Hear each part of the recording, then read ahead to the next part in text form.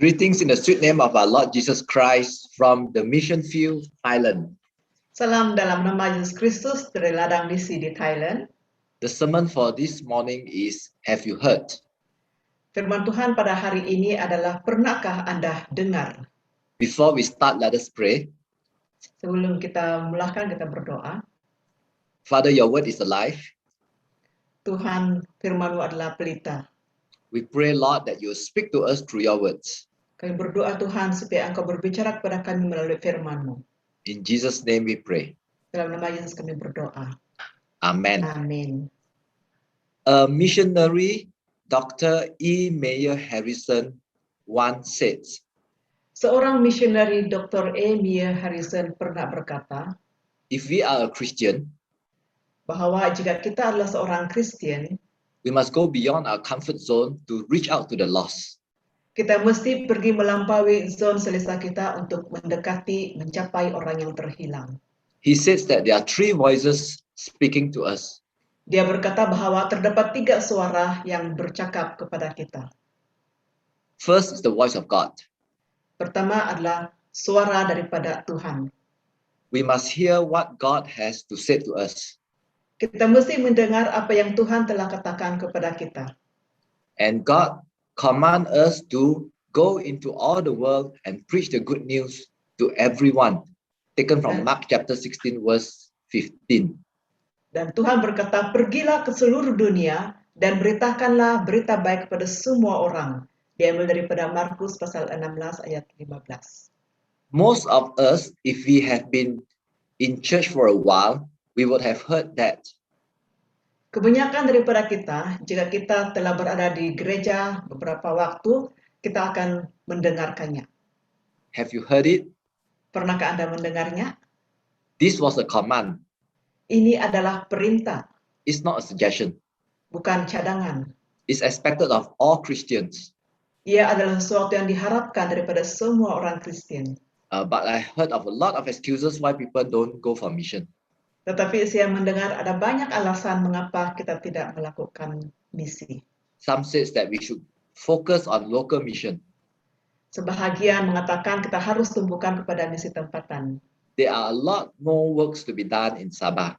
Karena ada masih banyak lagi pekerjaan yang harus dilakukan di dalam Sabah. Some said that we are spreading our resources too thinly. Dan sebagian orang juga mengatakan bahwa kita menyebarkan sumber-sumber kita yang terlalu tipis. International mission takes money and it takes our people away. Misi antara bangsa mengambil terlalu banyak uang dan juga mengambil orang-orang kita. And some says that leave it to the expert to do it. Dan sebagian orang juga mengatakan serahkan saja kepada mereka yang pakar. The professionals, the mission organization. Mereka yang pakar melakukannya yaitu organisasi-organisasi misi. For example, OM, Seperti OM, OMF, OMF, Mission Go, Mission Go, and SEN International. dan juga SEN International. They can do a better job. Mereka melakukan lebih baik dalam pekerjaan ini. But that is not right. Tetapi sebenarnya itu tidak betul.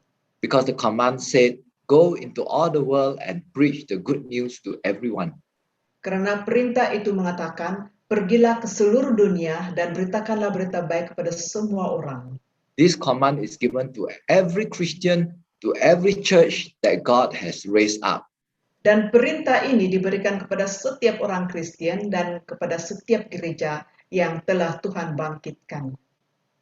Dr. Harrison says the second voice is this. Dan Dr. Harrison berkata, suara yang kedua adalah the cry from those who are eternally separated from God and they are in a place of torment.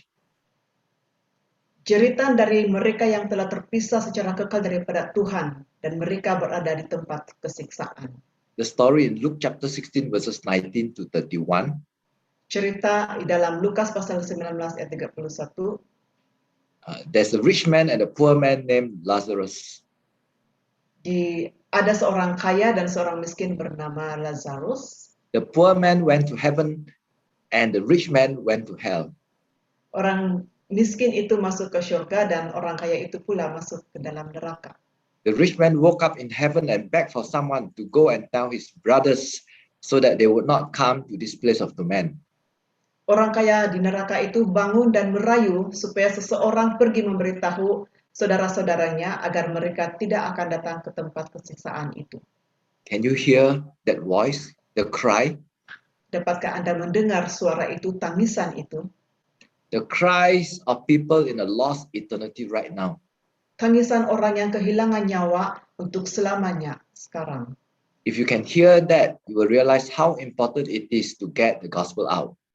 Sekiranya Anda boleh mendengarnya, Anda akan menyadari betapa pentingnya untuk menyampaikan Injil. My uncle was sick. Pakcik saya sakit, Okay, I shared the gospel with him, dan saya mengungsikan firman Tuhan kepada dia. and 1 week later he died. Dan seminggu kemudian dia meninggal. But he accepted Jesus, Tetapi dia telah menerima Kristus. so he's now with our Father in heaven. Dan sekarang dia berada di surga bersama dengan Bapa di surga. This is a story with a good ending, Dan ini adalah cerita yang mempunyai pengakhiran yang sangat baik. but there are many stories that do not have a happy ending. Tetapi ada banyak cerita yang tidak berakhir dengan cerita yang baik. During this Pengakhiran time yang of baik. during this time of COVID-19 pandemic, Apalagi pada masa sekarang yaitu pandemik COVID-19, we know of many people who have died. ada ramai orang yang meninggal dunia. Our friends, our relatives, Kawan-kawan kita, saudara-saudara kita, many of them died without knowing Jesus. dan ramai mereka yang meninggal dunia tanpa mengenal Yesus. And they are now in this place of torment. Dan mereka berada di tempat kesiksaan. And I believe in this place of torment, they are crying out, Dan saya percaya bahwa di tempat siksaan ini mereka menjerit. "Why didn't you tell me about Jesus?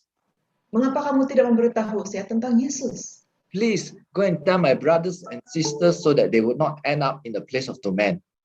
Tolong pergi dan beritahu saudara-saudara saya supaya mereka tidak berakhir di tempat siksaan ini. So firstly, there's the command from God. Yang pertama adalah perintah daripada Allah. Have you heard it? Pernahkah Anda mendengarnya? Secondly, there's the cry from this place of torment. Yang kedua, ada jeritan di tempat kesiksaan. Have you heard it? Pernahkah Anda mendengarnya? And thirdly, Dan suara yang ketiga, okay, there is a call from Macedonia. ada panggilan dari Makedonia. In Acts chapter 16 verse 9, Dalam Kisah Para Rasul pasal 16 ayat 9, Paul had a vision of a man from Macedonia pleading, Paulus mendapat penglihatan tentang seorang lelaki dari Makedonia yang sedang merayu. "Come over to Macedonia and help us." Menyeberanglah ke Makedonia dan tolonglah kami. People around us are saying, "Please come to help us." Orang di sekeliling kita berkata, sila datang untuk membantu kami. The Thai Christians are saying, "We need as much help as we can." Orang Kristen Thai berkata, kami memerlukan bantuan sebanyak yang boleh. There are so many people still lost. Dan masih ramai jiwa yang tersesat. 99% of Thai people are still living in darkness. 99% orang Thai masih hidup dalam kegelapan. We are lacking in resources. Kami kekurangan sumber. We do not have enough Bible teacher. Kami tidak mempunyai cukup guru agama, guru Alkitab. There's so much work to be done. Ada lebih banyak pekerjaan lagi yang belum dilaksanakan. So you see that so much money, time, and energy is used on routine church matters. Begitu banyak uang, masa, dan tenaga digunakan untuk urusan hal-hal rutin gereja. But there's a whole world waiting for us to reach out for Christ. Tetapi terdapat seluruh dunia yang harus dicapai untuk Kristus. For example, a survey of 1,231 churches in America Sebagai contoh, tinjauan ke atas 1.231 gereja di Amerika, where finance are spent, di mana keuangan dibelanjakan, only 11% is spent on mission. hanya 11% digunakan untuk misi. And then next slide, on the average Dan secara purata, of this 11%, only 19% is spent on international mission.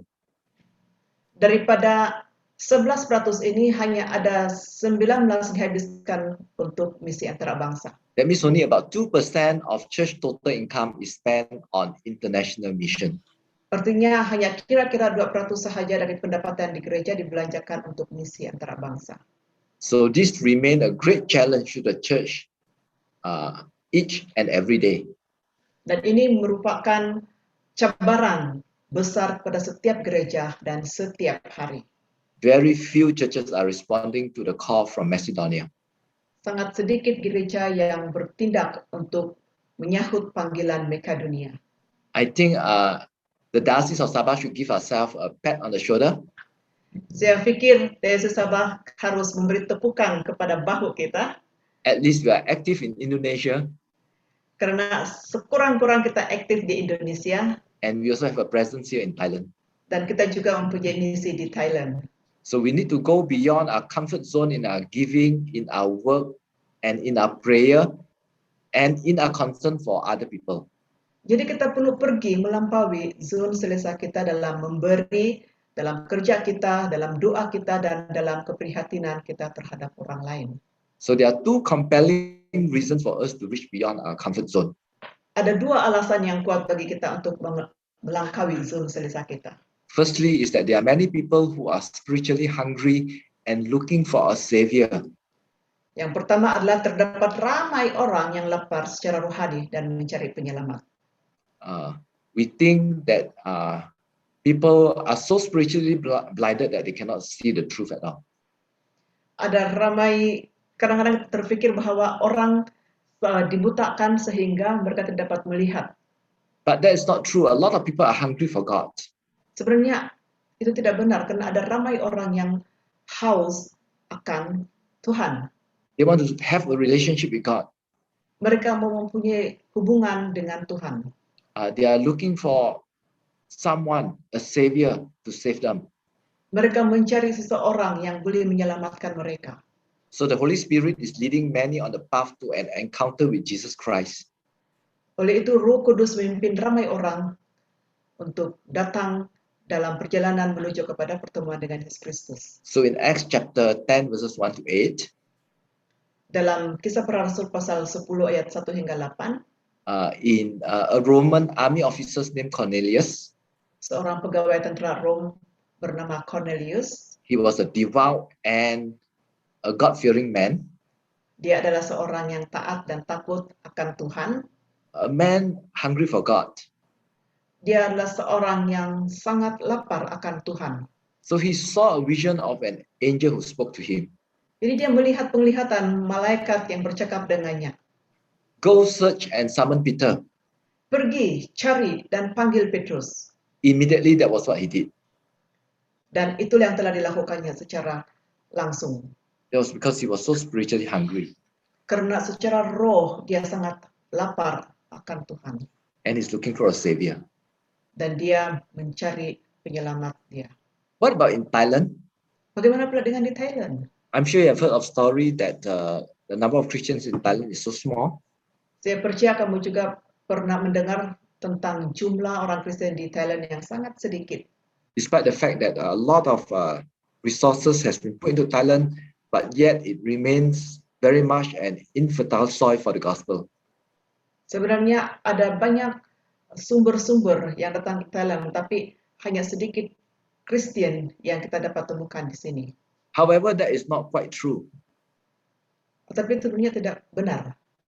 In the year 1952, there is only about 14,000 Protestant Christian in Thailand.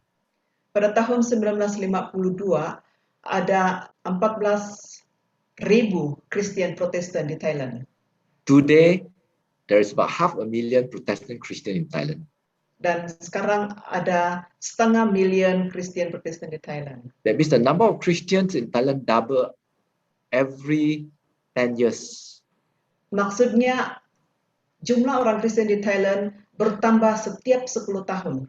It's true, the number of Protestant Christians is less than 1% right now. Memang betul bahwa populasi Kristen Protestan di Thailand kurang daripada 1%. But at the rate that we are growing, in another 60 years, there will be 10% of Christian in Thailand. Tetapi sebenarnya secara purata, ya kita melihat kadar purata pertumbuhan 60 tahun yang akan datang, kita akan meningkat. So the Holy Spirit has worked in the life of many Thais that has produced eternal results. Oleh itu, Roh Kudus telah bekerja dalam kehidupan banyak orang di Thailand yang telah menghasilkan hasil yang kekal. Okay, so we see from Acts chapter 10 verses 44 to 48. Dalam Kisah Para Rasul pasal 10 ayat 44 hingga 48, Okay, you see that when Peter shared the gospel with the Gentiles, ketika Petrus sedang melayani orang-orang asing, the Holy Spirit came on all who heard the message, Roh Kudus turun ke atas mereka and they dalam received, pemberitaan itu. and they received Jesus Christ. Dan mereka menerima Yesus Kristus. And so today we are going to hear a testimony from a Thai Christian convert. Dan sekarang kita mau mendengar kesaksian daripada seorang Kristen Thai yang sudah bertobat. Okay, she was converted through the international through an international mission organization. Dia telah menerima Kristus melalui program Youth International Mission. Okay, and she has been a full-time staff with Rancid Anglican Church for the last 8 years. Dan dia telah menjadi staf sepenuh masa di Rancid Anglican Church 8 tahun. Her name is Kate. Dan namanya adalah Kate. She's a lady with multi-talent. Dia adalah seorang wanita yang punya bakat yang banyak. Okay, graduated in computer science. Dia tamat dalam computer science. And and at the moment is doing her Masters of Ministry. Dan buat masa ini dia mengambil Master of Ministry. Okay, she sings very well. Dan dia menyanyi sangat baik. She's a good translator. Dia juga seorang penterjemah yang sangat hebat. Okay, so let us listen to Kate's testimony. Jadi mari kita mendengar kesaksian saudari Kate. Hello church, my name is Kate. Today I feel very honored to sharing with you my testimony of how I become a Christian. I come from a devout Buddhist family and I like to study the history of many gods. And when I was in secondary school and high school, I studied in a temple school. And every morning, all the students have to line up to sing the national songs and to pray and to worship. And I was the one who lead all the students to sing and to pray and worship. And I remember when I was young, the book that I always read is When You Die, Where Did You Go? And the more that I read, the more I felt that I know hope and I'm not deserved to enter the heaven. And in my university time, one day my friends asking me to accompany her to the Korean camp, which is I'm not really interested at all, but I just want to help her. In the Korean camp, the Korean team has performed a skit, and that skit is about Jesus was dying on the cross, and 3 days later, he was rose from the dead. And this is really shocked me, because no God that I know rose from the dead. No God that I know loves me and died for me. And that day, I decided to accept Jesus as a Lord and Savior. And that Korean camp also have one missionary that she told me this story later. She said when she heard I'm singing, because they have a lot of activities there, and one of that is a singing. When she heard my song, she prayed to God that I will believe in Jesus, and one day I will lead people to worship God. And that is me right now. God has transformed my life, as a Buddhist worshipper to be a Christian worship leader. And I have no hope in life. I have no hope for the future. God has transforming me and calling me to serve as full-time ministry. And now I am a Christian for 13 years. I will serve in full-time church ministry for 8 years. And nothing I can boast about myself, but I give glory to Him who transforming my life. Thank you. So you see, God works in the life of many people. Jadi kita lihat bagaimana kerja-kerja Tuhan berada di dalam orang-orangnya. There's a hunger and a desire for God. Ada kelaparan dan ada keinginan, kerinduan kepada Tuhan. With that, it's so important that people must respond to the call to mission. Sebenarnya sangat penting untuk orang bertindak balas dalam memenuhi ladang misi, So panggilan misi. the next point is that God is working in the hearts of those who are willing to go. Jadi seterusnya Tuhan sedang bekerja di dalam hati mereka yang bersedia untuk In pergi. Acts chapter 10 verses 9 to 23, Dalam Kisah Para Rasul pasal 10 ayat 9 hingga 19, We see that 9:23, we see that Peter was summoned to go. kita melihat di situ tentang Petrus. He was summoned, he was asked to go. Cornelius sent someone to ask him to go to his place. So Petrus Cornelius pergi memanggil Petrus dan Petrus pergi. Yes, he went. He was summoned and he went. Dan Petrus pergi. So the Spirit will work through those who will obey his voice. Roh Kudus bekerja melalui mereka yang mematuhi suaranya. Okay, so we need to discover God's calling upon our life and go. Jadi kita perlu menemui panggilan Tuhan dalam hidup kita dan pergi. Okay, so the definition of God's calling. Definisi tentang panggilan Tuhan A adalah call is an inner desire given by the Holy Spirit through the Word of God and confirmed by the community of Christ. panggilan adalah keinginan dalaman yang diberikan oleh Roh Kudus melalui firman Tuhan dan disahkan oleh komuniti Kristus. A call starts with an inner desire given by the Holy Spirit. Ya, menyebabkan hasrat batin itu menyebabkan kita mau So I became masuk dalam pelayanan misi. okay. So I became a Christian in Sabah. Saya menjadi seorang Kristen di Sabah. After that, I was made aware that I am indirectly the fruits of the works of missionaries in the early days. Selepas itu saya disedarkan bahwa saya secara tidak langsung adalah hasil daripada buah daripada para missionary pada zaman awal. That planted a desire in my heart to be a missionary. Dan itu menanamkan keinginan dalam hati saya untuk menjadi seorang missionary. So when opportunity came, I took it. Jadi ketika peluang itu ada dan kesempatan itu datang, saya mengambilnya.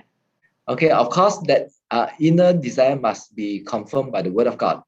Sudah tentu keinginan hasrat batin kita itu harus disahkan oleh Roh Kudus. And God's word said, go into all the world and preach the good news to everyone. Dan firman Tuhan berkata, pergilah ke seluruh dunia dan beritakan kabar baik pada semua orang. And then lastly, it must be confirmed by the community. Dan akhirnya harus disahkan oleh community. So I received a lot of confirmation. Dan saya sebenarnya menerima ada banyak pengesahan daripada orang ramai. One interesting story is when Reverend Augustine came to Faith Christian Center. Dan satu cerita yang sangat menarik adalah ketika Reverend Augustine datang ke FCC. At the time, I was just deciding to go to Thailand. Pada waktu itu, saya baru saja mengambil keputusan untuk datang ke Thailand. And so he called me. I was the priest in charge of FCC. Dan saya merupakan padri penguasa di gereja FCC pada masa itu. Okay, Dan he dia called me to memanggil the saya. he called me to the front of the church. Dia memanggil saya ke hadapan gereja. He said, I've got a message for you. Dan dia mengatakan, saya mempunyai message kepada kamu. And he said, this you are going to leave FCC. Dan dia mengatakan, Reverend Augustine mengatakan, kamu akan meninggalkan gereja FCC. And God is calling you to go for mission. Dan Tuhan memanggil kamu pergi ke misi, ladang misi, and to all nations. dan melayani seluruh bangsa. And to me, that's truly a confirmation. Dan bagi saya itu adalah satu pengesahan yang benar. So Lily and I came to Thailand. Saya dan Madam Lily pergi ke Thailand, datang ke Thailand. It's now been 8 years. Dan sekarang kami sudah berada di sini 8 tahun. I was sent to take care of Rancid Anglican Church. Saya Rancid. menjaga gereja Rancid Anglican Church. And Lily came to help start an international school. Dan Madam Lily membantu untuk memulakan sekolah antarabangsa di Manurung. These are some of the fruits of our ministry in Thailand. Ini adalah sebahagian daripada hasil pelayanan kita di Thailand. Greetings in Jesus' name from Thailand, Sawadee Krap. Sawadika, salam dalam Yesus Kristus dari Thailand. The Anglican Church in Thailand is one of the 6 deaneries of the Diocese of Singapore. Gereja Anglikan di Thailand adalah satu daripada deanery dari Singapura. And in the 6 deaneries, there are less than 5% Christians. Dan 6 daripada deanery ini kurang daripada 5% adalah Kristen. Christian came to Thailand about 500 years ago. Dan Kristen datang ke Thailand 500 tahun yang lalu. And the Church of England came into Thailand in the year 1828. Dan gereja Anglikan datang ke Thailand pada tahun 1828. King Mongkut gave a piece of land to the Protestant Christians to build a church. Dan Raja Mongkut telah memberikan tanah kepada Christian community Protestan di Thailand. And then he later on gave a bigger piece of land. Dan kemudian dia memberikan tanah yang lebih besar. And this is where the present Christchurch Bangkok was built. Dan disinilah di mana gereja Christchurch yang baru dibina. The church is now 116 years old. Dan sekarang gereja ini berusia 116 tahun. For comparison, St. Michael Church Sandakan is 133 years old. Kita boleh bandingkan dengan gereja St. Michael Sandakan yang sudah berusia 133 tahun. And then the Thai ministry started in the year 1991. Dan pelayanan Thai telah dimulakan pada tahun 1991. And this ministry was of course initiated by the Diocese of Singapore. Dan pelayanan ini sudah tentu diinisiatifkan oleh Diocese Singapura. And today they have 13 churches. Dan sekarang kita memiliki 13 buah gereja. 4 child care centers. Dan 4 pusat penjagaan kanak-kanak. 2 community service. 2 perkhidmatan masyarakat. And 1 children's home. Dan 1 rumah untuk kanak-kanak. And of course, of the 13 churches, one of the churches from the Diocese of Sabah, the Rancid Anglican Church. Dan sudah tentu salah satu daripada 13 gereja itu salah satu gerejanya adalah Rancid Anglican Church daripada Diocese Sabah. Rancid Anglican Church is situated in Pathum Thani, near Bangkok. Rancid Anglican Church berada di Pathum Thani, dekat dengan Bangkok. It was established in the year 2010. Telah dimulakan pada tahun 2010. And today is a congregation of about 45 people. Dan sekarang kita mempunyai jemaat 45 orang.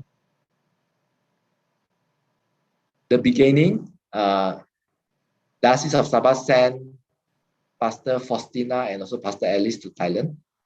Pada permulaannya, Diocese Sabah telah mengutus Pastor Faustina dan Pastor Alice ke Thailand.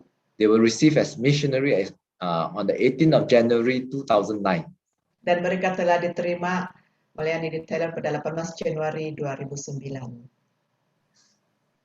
And then they started preparation work. Dan kemudian mereka memulakan kerja-kerja.